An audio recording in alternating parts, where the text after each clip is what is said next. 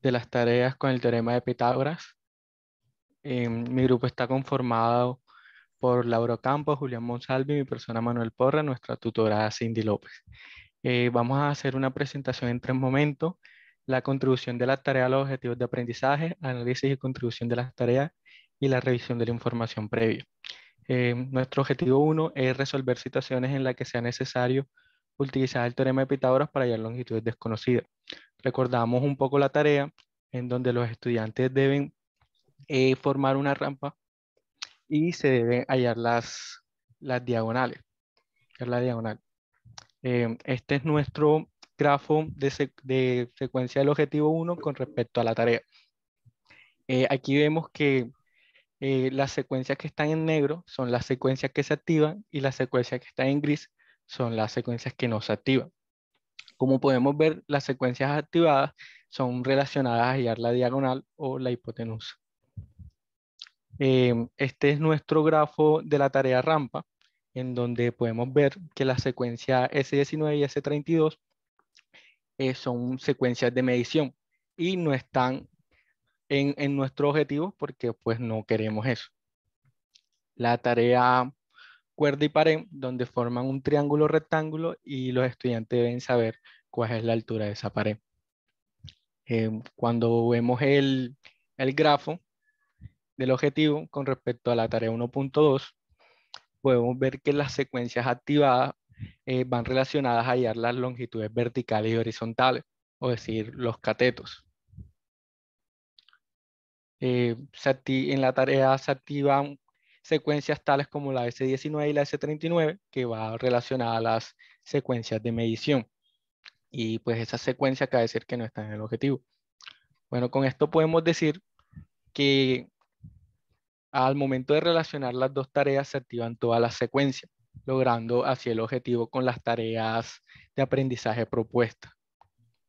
En el objetivo 2 es comprobar si dos elementos son o no perpendiculares mediante el uso del recíproco del teorema de Pitágoras. Tenemos una tarea que se llama tiras de cartulina, en donde los estudiantes deben formar un triángulo rectángulo y medir con el transportador si el ángulo es recto o no. Bueno, aquí podemos ver también el grafo de secuencia del objetivo 2 con respecto a la tarea tiras de cartulina. Las que están en negro son las que se activan, las en gris son las que no. Recordamos que, pues como hemos explicado anteriormente, se activan 3 caminos: uno tabular, uno algebraico demostrativo y uno algebraico comparativo.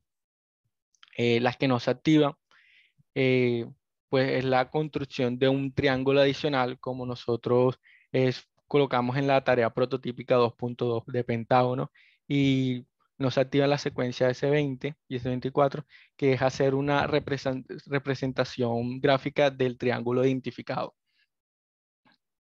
Em, en este grafo de la tarea, la secuencia S36, S38 y S42 no pertenecen al objetivo, ya que van relacionadas a construir un triángulo, identificar si el ángulo es rectángulo y pues medirlo con el transpador y socializar con el compañero. Nuestra tarea 2.2 nos dan 3 direcciones en Bogotá donde se forma un triángulo rectángulo. Un triángulo, entonces hay que identificar si es un triángulo rectángulo mediante Google Maps. Bueno, en esta tarea se activan 3 caminos: uno gráfico, uno tabular y uno algebraico comparativo.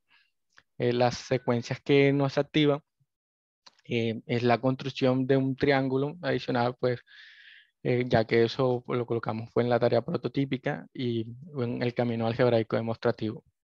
Con esto podemos decir, bueno, estas secuencias de, de la tarea mapa de Bogotá, eh, que no se tiene el objetivo, es el de identificar las longitudes que debemos medir, asignar los roles con los compañeros y pues medir mediante la aplicación.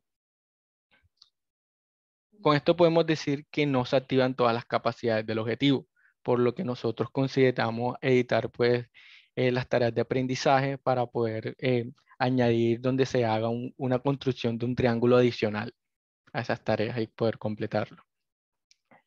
La contribución de las tareas con respecto a la expectativa de nivel superior, podemos decir que las que más se activan en el proceso de matematización, en formular, en comunicación en formular, en emplear, en utilización de herramientas matemáticas, porque los estudiantes deben identificar los catetos, la hipotenusa, deben usar la fórmula del teorema de Pitágoras y poder resolver. Recordamos las expectativas afectivas del teorema de Pitágoras, que es desarrollar interés en el tema del teorema de Pitágoras y su recíproco, desarrollar predisposición positiva al momento de trabajar, ejercicio donde lo involucren y desarrollar hábitos de identificar y exponer situaciones en donde vaya el teorema de Pitágoras. Bueno, cuando nosotros realizamos, cuando proyectamos las metas, nosotros decíamos que en la tarea 1.1 y 1.2 contribuían en la primera expectativa de tipo afectivo, pero nos damos cuenta al momento de analizar la secuencia que contribuye más en la número 3. Lo mismo similar nos pasó en la tarea 2.2, que pensamos que era la 1, pero contribuye más en la número 2.